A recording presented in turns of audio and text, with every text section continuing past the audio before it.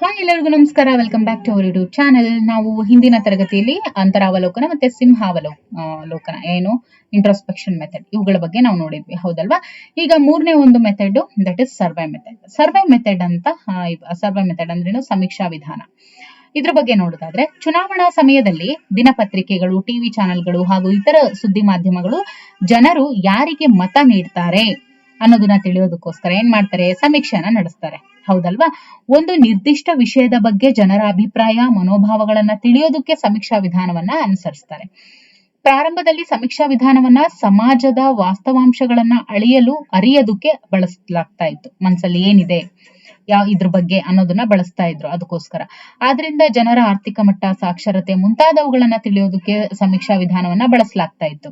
ಅದೇ ರೀತಿ ಕುಟುಂಬ ಯೋಜನೆ, ಅಧಿಕಾರ ವಿಕೇಂದ್ರೀಕರಣದ ಬಗ್ಗೆ, ಆರೋಗ್ಯ, ಶಿಕ್ಷಣ, ನೈರ್ಮಲ್ಯ ಮುಂತಾದವುಗಳ ಬಗ್ಗೆ ಜನಾಭಿಪ್ರಾಯ ತಿಳಿಯೋದಕ್ಕೂ ಕೂಡ ಸಮೀಕ್ಷಾ ವಿಧಾನವನ್ನ ಅನುಸರಿಸಲಾಗ್ತಾ ಇತ್ತು. ಆದ್ರೆ ಈಗ ಸಮೀಕ್ಷಾ ವಿಧಾನ ಅನ್ನುವಂಥದ್ದು ಹೆಚ್ಚು ಸುಧಾರಿಸಿದ ತಂತ್ರವಾಗಿ ವಿವಿಧ ಸನ್ನಿವೇಶಗಳಲ್ಲಿ ಕಾರ್ಯಕಾರಣ ಸಂಬಂಧವನ್ನ ಅಧ್ಯಯನ ಮಾಡೋದಕ್ಕೆ ಹೆಚ್ಚು ಬಳಸಲಾಗ್ತಾ ಇದೆ. ಓಕೆ, ಸಮೀಕ್ಷಾ ವಿಧಾನದ ಯಶಸ್ಸು ಆಯ್ಕೆ ಮಾಡುವ ಮಾದರಿಯನ್ನ ಯಾವಾಗ್ಲೂ ಅವಲಂಬಿಸಿರುತ್ತೆ. ಒಂದು ಸಮೀಕ್ಷೆ ಯಶಸ್ವಿ ಆಗ್ಬೇಕು ಅಂದ್ರೆ ನಾವು ಯಾವ ಒಂದು ಮಾದರಿಯನ್ನ ಆಯ್ಕೆ ಮಾಡ್ತೀವಿ ಅನ್ನೋದು ಕೂಡ ಅದು ಡಿಪೆಂಡ್ ಆಗಿರುತ್ತೆ. ಇನ್ನು ಸಮೀಕ್ಷಾ ವಿಧಾನವು ದತ್ತಾಂಶ ಸಂಗ್ರಹಣೆಗಾಗಿ ವಿವಿಧ ತಂತ್ರಗಳನ್ನ ಅನುಸರಿಸುತ್ತೆ.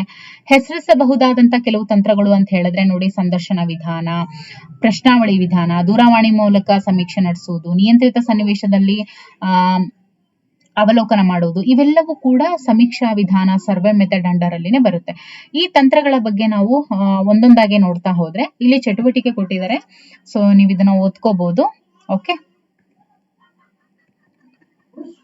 ಮೊದಲನೇದಾಗಿ ಸಂದರ್ಶನ ನೋಡಿದಾಗ ಇದೊಂದು ಹೆಚ್ಚು ಬಳಕೆಯಲ್ಲಿ ಇರುವಂತಹ ತಂತ್ರ, ಹೌದಲ್ವಾ? ಜನರಿಂದ ವಿವಿಧ ವಿಷಯಗಳ ಬಗ್ಗೆ ಅಭಿಪ್ರಾಯ ಸಂಗ್ರಹಿಸೋದಕ್ಕೆ ಸಂದರ್ಶನ ವಿಧಾನ ಅನುಸರಿಸ್ತಾರೆ. ವ್ಯಕ್ತಿಯನ್ನ ನೇರವಾಗಿ ಭೇಟಿ ಮಾಡಿ ನಿಗದಿಪಡಿಸಿದ ಇಲ್ಲವೇ ಸಂದರ್ಭೋಚಿತವಾಗಿ ಪ್ರಶ್ನೆಗಳನ್ನ ಕೇಳಿ ಅಗತ್ಯವಿರುವಂತಹ ಮಾಹಿತಿಯನ್ನ ಇಲ್ಲಿ ಸಂಗ್ರಹಿಸಲಾಗುತ್ತೆ.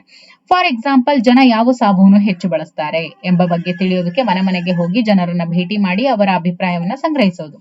ಸಂದರ್ಶನದಲ್ಲಿ ನಿರ್ದೇಶಿತ ಮತ್ತು ಅನಿರ್ದೇಶಿತ ಸಂದರ್ಶನ ಅನ್ನುವಂತಹ ಎರಡು ವಿಧಾನಗಳು ಇದಾವೆ. ಒಂದು ನಿರ್ದೇಶಿತ ಸಂದರ್ಶನ, ಇನ್ನೊಂದು ಅನಿರ್ದೇಶಿತ ಸಂದರ್ಶನ.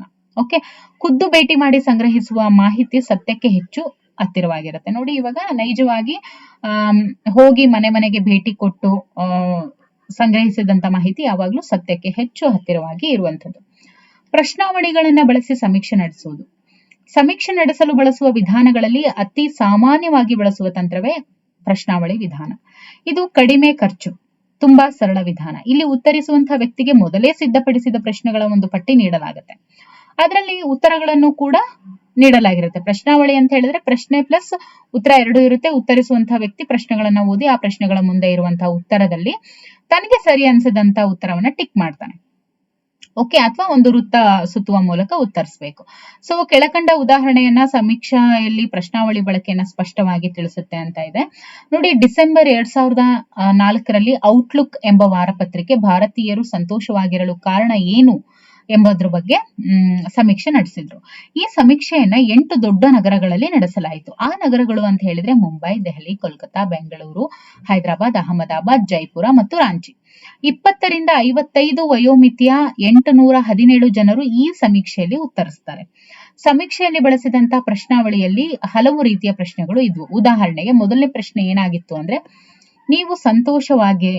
ನೀನು ಸಂತೋಷವಾಗಿರುವೆಯಾ? ಈ ಪ್ರಶ್ನೆಗೆ 5 ಅಂಶಗಳ ಧರೀಕರಣ ಮಾನಕದಲ್ಲಿ ಉತ್ತರಿಸಬೇಕಾಗಿತ್ತು. ನೋಡಿ, ಇವಾಗ ನೀನ್ ಸಂತೋಷವಾಗಿದ್ಯಾ ಅಂತ ಕೇಳಿದಾಗ ಏನು? ಅತಿ ಹೆಚ್ಚು ಅಸಂತೋಷದಿಂದಿರುವೆ, ಹೆಚ್ಚು ಕಡಿಮೆ ಅಸಂತೋಷದಿಂದ ಇರುವೆ, ಸಂತೋಷವೂ ಅಲ್ಲ ಅಸಂತೋಷವೂ ಅಲ್ಲ, ಹೆಚ್ಚು ಕಡಿಮೆ ಸಂತೋಷವಾಗಿರುವೆ, ಅತಿ ಹೆಚ್ಚು ಸಂತೋಷದಿಂದ ಇರುವೆ. ಸೊ ಈ ರೀತಿಯಾಗಿ ಇರುವಂತದ್ದು. ಇದರಲ್ಲಿ ಯಾವ್ದಾದ್ರು ಒಂದನ್ನ ಆಯ್ಕೆ ಮಾಡಬೇಕಾಗಿತ್ತು. ಸೊ ಈ ಪ್ರಶ್ನೆಗೆ 40% ಮಂದಿ ಅತಿ ಹೆಚ್ಚು ಸಂತೋಷದಿಂದ ಇರುವುದಾಗಿ ತಿಳಿಸಿದ್ರು. ಸೊ 28% ಮಂದಿ ಹೆಚ್ಚು ಕಡಿಮೆ ಸಂತೋಷದಿಂದಿರುವುದಾಗಿ ತಿಳಿಸಿದ್ರು. ಇನ್ನು 11% ಸಂತೋಷವೂ ಇಲ್ಲ ಅಸಂತೋಷವೂ ಇಲ್ಲ ಅಂತ ತಿಳಿಸಿದ್ರು. ಇನ್ನು 7% ಮಂದಿ ಜನ ಕೊನೆಯ 2 ಅಂಶಗಳಾದಂತ ಅಸಂತೋಷ ಮತ್ತು ಅತಿ ಹೆಚ್ಚು ಅಸಂತೋಷದಿಂದ ಇರುವುದಾಗಿ ತಿಳಿಸ್ತಾರೆ. ಓಕೆ, ಇನ್ನು ಎರಡನೇ ಪ್ರಶ್ನೆ, ಸೊ ಸಂತೋಷವನ್ನ ಕೊಂಡುಕೊಳ್ಬಹುದೇ? ಇದಕ್ಕೆ 3 ಉತ್ತರಗಳನ್ನ ನೀಡಲಾಗಿತ್ತು. Yes, no, don't know. ಈ ಪ್ರಶ್ನೆಗೆ 80% ಮಂದಿ ಸಂತೋಷವನ್ನ ಹಣದಿಂದ ಕೊಳ್ಳಲು ಸಾಧ್ಯವಿಲ್ಲ ಅಂತ ಹೇಳಿ ಉತ್ತರಿಸಿದ್ರು. ಹೀಗೆ ಪ್ರಶ್ನಾವಳಿಗಳನ್ನ ಬಳಸಿ ಸಮೀಕ್ಷಾ ವಿಧಾನದಲ್ಲಿ ಮಾಹಿತಿಯನ್ನ ಸಂಗ್ರಹಿಸಲಾಗುತ್ತೆ. ಸೊ ಇದಿಷ್ಟನ್ನ ನೋಡಿದ್ರೆ ಅಲ್ವಾ, ಇದರಿಂದ ಏನ್ ಗೊತ್ತಾಗುತ್ತೆ? ಈ ರೀತಿಯಾಗಿ ಪ್ರಶ್ನಾವಳಿಗಳನ್ನ ಬಳಸಿ ಅದಕ್ಕೆ ಉತ್ತರವನ್ನ ಕೊಟ್ಟು ಸಮೀಕ್ಷಾ ವಿಧಾನದಲ್ಲಿ ಮಾಹಿತಿಯನ್ನ ಸಂಗ್ರಹಿಸಲಾಗುತ್ತೆ. ಸಂಗ್ರಹಿಸಿದಂತ ಮಾಹಿತಿಯನ್ನ ಸಂಖ್ಯಾಶಾಸ್ತ್ರದ ಸಹಾಯದಿಂದ ವಿಶ್ಲೇಷಿಸಿ ಅದನ್ನ ಅರ್ಥೈಸಲಾಗುತ್ತೆ. ಇನ್ನು ದೂರವಾಣಿ ಮೂಲಕ ಸಮೀಕ್ಷೆಯನ್ನ ನೋಡಿದಾಗ, ಇತ್ತೀಚಿನ ದಿನಗಳಲ್ಲಿ ದೂರವಾಣಿ ಮೂಲಕ, ಮೊಬೈಲ್ ಫೋನ್ಗಳ ಮೂಲಕ ಸಮೀಕ್ಷೆ ನಡೆಸಲಾಗುತ್ತೆ. ಇಂತಹ ಸಮೀಕ್ಷಾ ಕಾರ್ಯಕ್ರಮಗಳನ್ನ ನಾವು ನೋಡಿರ್ತೀವಿ ಅಲ್ವಾ. ಸೊ ಈ ಕಾರ್ಯಕ್ರಮಗಳಲ್ಲಿ ನಿರ್ದಿಷ್ಟ ವಿಷಯಕ್ಕೆ ಸಂಬಂಧಿಸಿದಂತೆ SMS ಮೂಲಕ ತಮ್ಮ ಅಭಿಪ್ರಾಯ ತಿಳಿಸುವಂತೆ ಕೇಳಲಾಗುತ್ತೆ. ಹೌದಲ್ವಾ.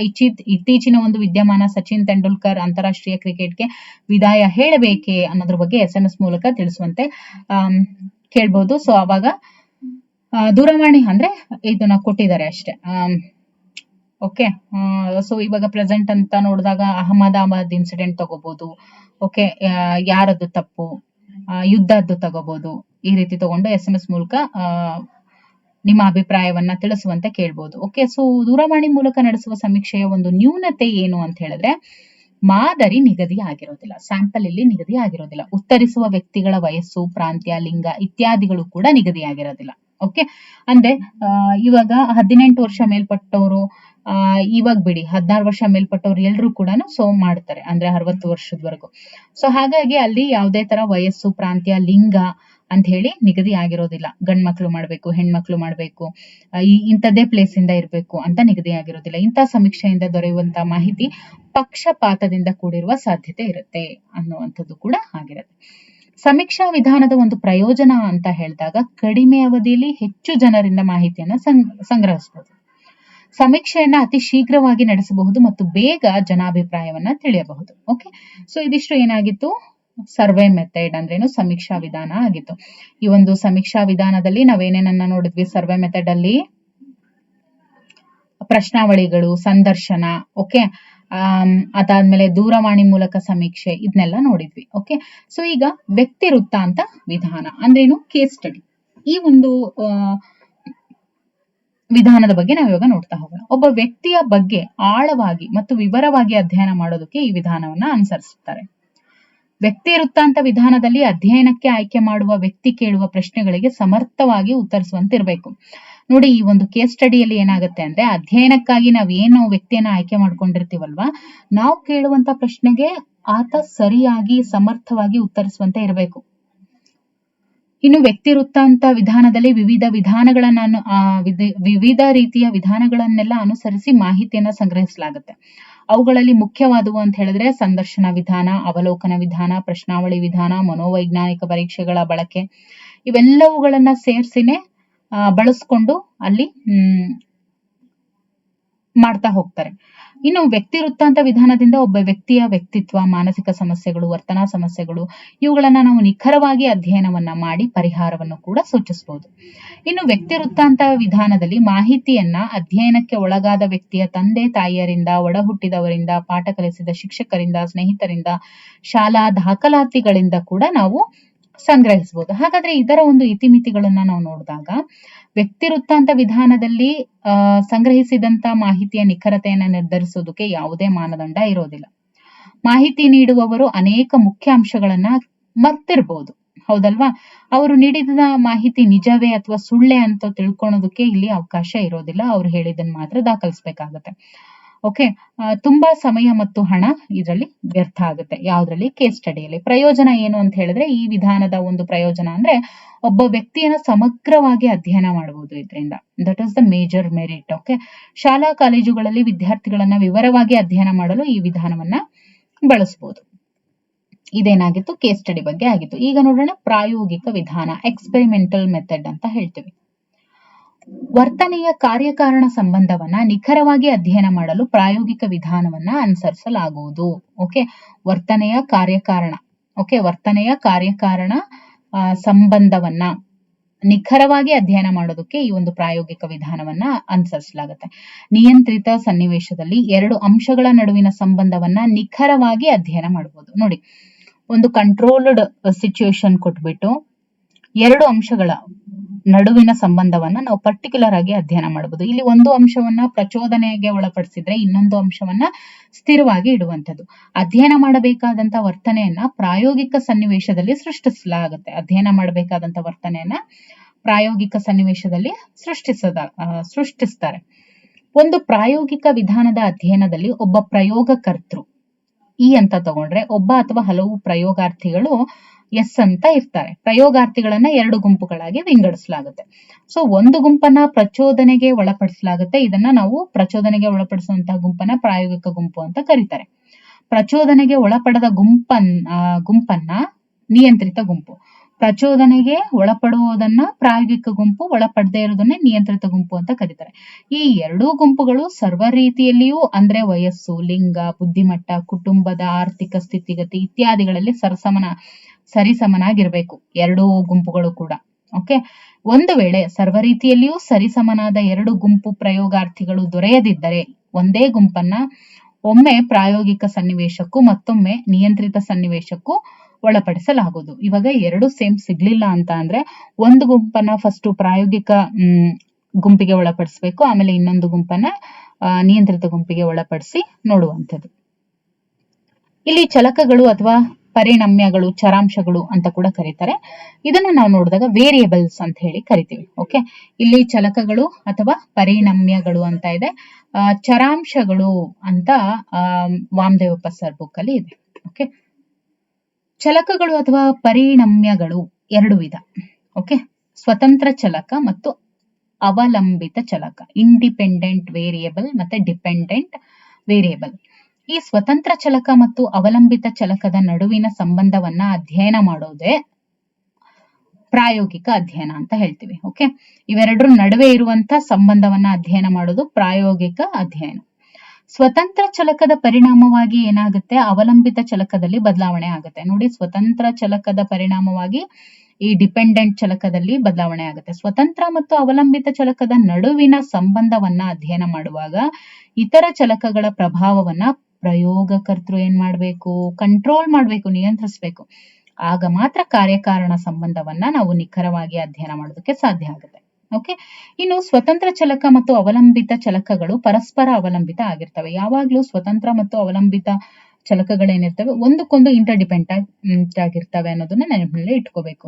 ವರ್ತನೆಯ ಮೇಲೆ ಸ್ವತಂತ್ರ ಚಲಕದ ಜೊತೆ ಇತರ ಚಲಕಗಳು ಕೂಡ ಪ್ರಭಾವ ಬೀರ್ತವೆ. ಈ ಅನ್ಯ ಚಲಕಗಳನ್ನ ನಿಯಂತ್ರಿಸೋದ್ರಿಂದ ವರ್ತನೆಯ ಕಾರ್ಯಕಾರಣ ಸಂಬಂಧವನ್ನ ನಾವು ನಿಖರವಾಗಿ ಅಧ್ಯಯನ ಮಾಡ್ತಾ ಹೋಗ್ಬೋದು. ಓಕೆ, ಈಗ ಪ್ರಾಯೋಗಿಕ ಗುಂಪು ಮತ್ತು ನಿಯಂತ್ರಿತ ಗುಂಪು. ಪ್ರಯೋಗದಲ್ಲಿ ಪ್ರಾಯೋಗಿಕ ಗುಂಪು ಮತ್ತು ನಿಯಂತ್ರಿತ ಗುಂಪು ಅಂತ ಹೇಳಿ ಏನ್ 2 ಗುಂಪುಗಳಿರ್ತವೆ. ಪ್ರಚೋದನೆಗೆ ಒಳಪಡುವ ಗುಂಪನ್ನ ಏನಂತ ಕರೆದ್ವಿ, ಪ್ರಾಯೋಗಿಕ ಗುಂಪು ಅಂತ ಕರೆದ್ವಿ. ಪ್ರಚೋದನೆಗೆ ಒಳಪಡದ ಗುಂಪನ್ನ ನಿಯಂತ್ರಿತ ಗುಂಪು ಅಂತ ಕರೆದಿದ್ವಿ. ಪ್ರಯೋಗಕ್ಕೆ ಬೇಕಾದ ಎಲ್ಲ ರೀತಿಯಲ್ಲೂ ಸರಿಸಮನಾದ 2 ಗುಂಪು ಪ್ರಯೋಗಾರ್ಥಿಗಳನ್ನ ಆಯ್ಕೆ ಮಾಡುವುದು ಕಷ್ಟ ಆಗುತ್ತೆ. ಹಾಗಾಗಿ ಒಂದೇ ವ್ಯಕ್ತಿ ಅಥವಾ ಒಂದೇ ಗುಂಪಿನ ಪ್ರಯೋಗಾರ್ಥಿಗಳನ್ನ ಒಮ್ಮೆ ಪ್ರಾಯೋಗಿಕ ಸನ್ನಿವೇಶಕ್ಕೆ ಹಾಗೂ ಒಮ್ಮೆ ನಿಯಂತ್ರಿತ ಸನ್ನಿವೇಶಕ್ಕೆ ಒಳಪಡಿಸ್ತಾರೆ ಅಂತ ನಾವೀಗ ಆಲ್ರೆಡಿ ಹಿಂದೆ ನೋಡಿದ್ವಿ. ಸೊ ನಿಯಂತ್ರಿತ ಸನ್ನಿವೇಶದಲ್ಲಿ ಏನಾಗುತ್ತೆ ಅಂತ ಹೇಳಿದ್ರೆ ನಿಯಂತ್ರಿತ ಸನ್ನಿವೇಶದಲ್ಲಿ ಏನಾಗುತ್ತೆ, ಪ್ರಯೋಗಾರ್ಥಿಗಳನ್ನ ಚಲಕದ ಪ್ರಭಾವಕ್ಕೆ ಒಳಪಡಿಸೋಂಗಿಲ್ಲ. ನೋಡಿ, ದಿಸ್ ಇಸ್ ವೆರಿ ಇಂಪಾರ್ಟೆಂಟ್. ನಿಯಂತ್ರಿತ ಸನ್ನಿವೇಶದಲ್ಲಿ ಪ್ರಯೋಗಾರ್ಥಿಗಳನ್ನ ಚಲಕದ ಪ್ರಭಾವಕ್ಕೆ ಒಳಪಡಿಸೋಂಗಿಲ್ಲ. ಆದ್ರೆ ಪ್ರಾಯೋಗಿಕ ಸನ್ನಿವೇಶದಲ್ಲಿ ಪ್ರಯೋಗಾರ್ಥಿಗಳನ್ನ ಚಲಕದ ಪ್ರಭಾವಕ್ಕೆ ಒಳಪಡಿಸಲಾಗುವುದು.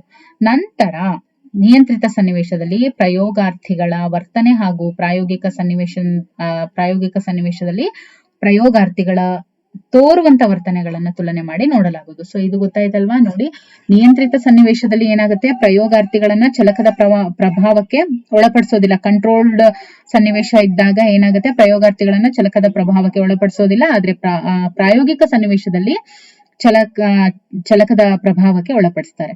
ಅದಾದ ನಂತರ ಏನಾಗುತ್ತೆ, ನಿಯಂತ್ರಿತ ಸನ್ನಿವೇಶದಲ್ಲಿ ಪ್ರಯೋಗಾರ್ಥಿಗಳ ವರ್ತನೆ, ಪ್ರಾಯೋಗಿಕ ಸನ್ನಿವೇಶದಲ್ಲಿ ಪ್ರಯೋಗಾರ್ಥಿಗಳು ತೋರುವ ವರ್ತನೆಗಳನ್ನ ಎರಡನ್ನೂ ತಾಳೆ ಮಾಡಿ ನೋಡುವಂಥದ್ದು. ಓಕೆ, ಹಾಗಾದ್ರೆ ಪ್ರಾಯೋಗಿಕ ವಿಧಾನದ ಉಪಯೋಗಗಳು ನೋಡಿದಾಗ ಫಲಿತಾಂಶ ಸತ್ಯಕ್ಕೆ ಹೆಚ್ಚು ಹತ್ತಿರವಾಗಿರುತ್ತೆ. ಫಲಿತಾಂಶವನ್ನ ಯಾವಾಗ ಬೇಕಾದ್ರೂ ಪರಿಶೀಲನೆಗೆ ಒಳಪಡಿಸಬಹುದು, ಹೌದಲ್ವಾ? ಇವಾಗ ನಮ್ಗೆ ಹೆಚ್ಚು ಫಲಿತಾಂಶ ಸತ್ಯಕ್ಕೆ ಹತ್ತಿರವಾಗಿರೋದ್ರಿಂದ ಫಲಿತಾಂಶವನ್ನ ಯಾವಾಗ ಬೇಕಾದ್ರೂ ನಾವು ಪರಿಶೀಲನೆಗೆ ಒಳಪಡಿಸಬಹುದು. ಜೊತೆಗೆ ಈ ವಿಧಾನದಲ್ಲಿ ಚಲಕಗಳನ್ನ ನಿಯಂತ್ರಿಸಬಹುದು. ಓಕೆ, ಸೊ ಈಗ ಇತಿಮಿತಿಗಳನ್ನ ನೋಡೋದಾದ್ರೆ ಎಲ್ಲಾ ವರ್ತನೆಗಳನ್ನ ಪ್ರಾಯೋಗಿಕವಾಗಿ ಅಧ್ಯಯನ ಮಾಡೋದು ಸಾಧ್ಯ ಇಲ್ಲ. ಎಲ್ಲಾ ರೀತಿಯಲ್ಲಿಯೂ ಸರಿಸಮನಾದ ಎರಡು ಗುಂಪಿನ ಪ್ರಯೋಗಾರ್ಥಿಗಳು ಸಿಗೋದು ಕಷ್ಟ. ಎಲ್ಲ ಚಲಕಗಳನ್ನ ಸಂಪೂರ್ಣವಾಗಿ ನಿಯಂತ್ರಿಸೋದು ಅಸಾಧ್ಯ.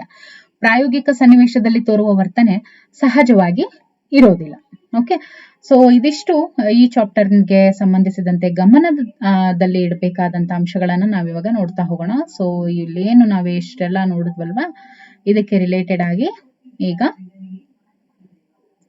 ಈ ಒಂದು ಚಾಪ್ಟರ್ ರಿಲೇಟೆಡ್ ಗಮನದಲ್ಲಿ ಇಡಬೇಕಾದಂತಹ ಅಂಶಗಳನ್ನ ನೋಡ್ತಾ ಹೋಗೋಣ ಈಗ. ಓಕೆ, ಎಸ್, ಮೊದಲನೇದು ಅಂತರಾವಲೋಕನ. ತನ್ನ ಅಂತರಂಗದೊಳಗೆ ತಾನೇ ಒಳಹಕ್ಕು ನೋಡಿ ಇದ್ದದ್ದನ್ನ ಇದ್ದ ಹಾಗೆ ವರದಿ ಮಾಡೋದು. ಒಂದು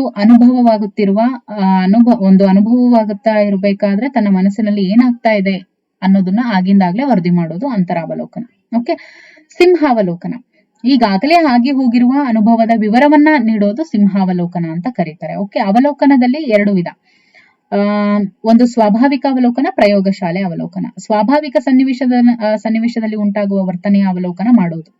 ಪ್ರಯೋಗಶಾಲೆ ಅವಲೋಕನ ಅಂದ್ರೆ ಒಂದು ಪ್ರಾಯೋಗಿಕ ಸನ್ನಿವೇಶದಲ್ಲಿ ಉಂಟಾಗುವ ವರ್ತನೆಯನ್ನ ಅವಲೋಕನ ಮಾಡೋದು.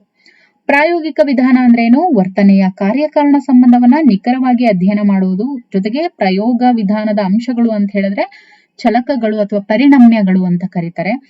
ಚಲಕಗಳು ಅಥವಾ ಪರಿಣಮ್ಯಗಳು ಅಂದ್ರೆ ಏನು ನೋಡಿ? ಚಲಕಗಳು ಅಥವಾ ಪರಿಣಮ್ಯಗಳು ಅಂತ ಹೇಳಿದ್ರೆ ವರ್ತನೆಯ ಅಥವಾ ಸ್ವಭಾವದ ಲಕ್ಷಣಗಳು ಪರಿಸರದ ಪ್ರಭಾವದಿಂದ ಬದಲಾವಣೆ ಹೊಂದುತ್ತವೆ. ಓಕೆ, ಎರಡು ರೀತಿಯ ಚಲಕಗಳು ಕಾಣ್ತೀವಿ. ಸ್ವತಂತ್ರ ಚಲಕ, ಪ್ರಯೋಗಕರ್ತೃವು ಉದ್ದೇಶಪೂರ್ವಕವಾಗಿ ನಿಯಂತ್ರಿಸುವ ಚಲಕ ಸ್ವತಂತ್ರ ಚಲಕ. ಪ್ರಯೋಗಕರ್ತ ಉದ್ದೇಶಪೂರ್ವಕವಾಗಿ ನಿಯಂತ್ರಿಸುವ ಚಲಕ ಸ್ವತಂತ್ರ ಚಲಕ. ಅಧ್ಯಯನದಲ್ಲಿ ವರ್ತನೆ ಮೇಲೆ ಇತರ ಚಲಕಗಳ ಪ್ರಭಾವವನ್ನ ಅಧ್ಯಯನ ಮಾಡುವ ಸಲುವಾಗಿ ನಿಯಂತ್ರಿಸುವ ಚಲಕ ಸ್ವತಂತ್ರ ಚಲಕ ಆಗಿರುತ್ತೆ. This is very important. Okay, ಅಧ್ಯಯನದಲ್ಲಿ ವರ್ತನೆ ಮೇಲೆ ಬೇರೆ ಬೇರೆ ಚಲಕಗಳ ಪ್ರಭಾವವನ್ನ ಅಧ್ಯಯನ ಮಾಡೋದ್ರ ಸಲುವಾಗಿ ಈ ಒಂದು ನಿಯಂತ್ರಿಸುವ ಚಲಕ ಸ್ವತಂತ್ರ ಚಲಕ. ಇನ್ನು ಅವಲಂಬಿತ ಚಲಕ ಅಂತ ಹೇಳಿದ್ರೆ ಪ್ರಯೋಗಾರ್ಥಿಯಲ್ಲಿ ಪ್ರಯೋಗಕರ್ತೃ ನಿರೀಕ್ಷೆ ಮಾಡುವಂತ ವರ್ತನೆ ಮತ್ತು ಪ್ರತಿಕ್ರಿಯೆ. ಪ್ರಯೋಗದಲ್ಲಿ ಸರಿಸಮನಾದ ಎರಡು ಗುಂಪಿನ ಪ್ರಯೋಗಾರ್ಥಿಗಳನ್ನ ಇಲ್ಲಿ ಬಳಸಲಾಗುತ್ತೆ ಅವಲಂಬಿತ ಚಲಕದಲ್ಲಿ. ಇನ್ನು ಪ್ರಾಯೋಗಿಕ ಗುಂಪು ಅಂತ ಹೇಳಿದ್ರೆ ಪ್ರಚೋದನೆಗೆ ಒಳಪಡುವ ಗುಂಪು. ಪ್ರಚೋದನೆಗೆ ಒಳಪಡದ ಗುಂಪು ನಿಯಂತ್ರಿತ ಗುಂಪು. ವ್ಯಕ್ತಿ ವೃತ್ತಾಂತ ವಿಧಾನ ಅಂದ್ರೆ ಒಬ್ಬ ವ್ಯಕ್ತಿಯ ಬಗ್ಗೆ ಸಮಗ್ರವಾಗಿ ಅಧ್ಯಯನ ಮಾಡುವ ವಿಧಾನ. ಸಮೀಕ್ಷಾ ವಿಧಾನ ಅಂತ ಹೇಳಿದ್ರೆ ಒಂದು ನಿರ್ದಿಷ್ಟ ವಿಷಯ ಅಥವಾ ವಸ್ತು ಇದ್ರ ಬಗ್ಗೆ ಜನಾಭಿಪ್ರಾಯ ತಿಳಿಯುವಂತ ಅಧ್ಯಯನ ಸಮೀಕ್ಷಾ ವಿಧಾನ. ಓಕೆ, ಒಂದು ನಿರ್ದಿಷ್ಟ ವಿಷಯ ಅಥವಾ ವಸ್ತು ಇದ್ರ ಬಗ್ಗೆ ಜನಗಳ ಅಭಿಪ್ರಾಯವನ್ನ ತಿಳಿಯುವ ಅಧ್ಯಯನ ಸಮೀಕ್ಷಾ ವಿಧಾನ. ಉದಾಹರಣೆಗೆ ಚುನಾವಣೆಯಲ್ಲಿ ಯಾವ ಯಾವ ಪಕ್ಷಗಳು ಎಷ್ಟೆಷ್ಟು ಸ್ಥಾನ ಗೆಲ್ಲುತ್ತವೆ ಅನ್ನೋದ್ರ ಬಗ್ಗೆ ಸುದ್ದಿ ಮಾಧ್ಯಮಗಳು ನಡೆಸುವ ಅಧ್ಯಯನ ತಗೋಬಹುದು. ಓಕೆ, ಸೊ ಇದಿಷ್ಟು ಅಧ್ಯಾಯ 2 ಆಗಿತ್ತು. ಸೊ ನಾವು ಮುಂದಿನ ಒಂದು ತರಗತಿಯಲ್ಲಿ ಬಯಾಲಜಿಕಲ್ ಬೇಸಿಸ್ ಆಫ್ ಬಿಹೇವಿಯರ್, ವರ್ತನೆಯ ಜೈವಿಕ ಆಧಾರ ಏನು, ಅಧ್ಯಾಯ 3ರ ಬಗ್ಗೆ ನಾವು ನೋಡ್ತಾ ಹೋಗೋಣ. Okay, thank you for watching.